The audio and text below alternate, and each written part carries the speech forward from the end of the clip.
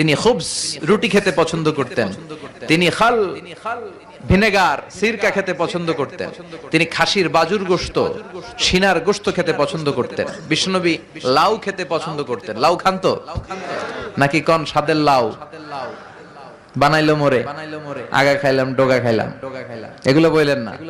বিসমিল্লাহ বলে খাবেন, খাওয়ার পরে কি পড়বেন? আলহামদুলিল্লাহ। লাউ খেতেন বিশ্বনবী। মাশরুম খেতেন। মাশরুম চিনেন? এখন ইদানিং মাশরুমের স্যুপ পাওয়া যায়, এটা চোখের জন্য বেশ ভালো। মাশরুম খেতেন, শশা খেতেন, তরমুজ খেতেন, কালিজিরা খেতেন, আজোয়া নামে একটা খেজুর খেতেন স্পেশাল।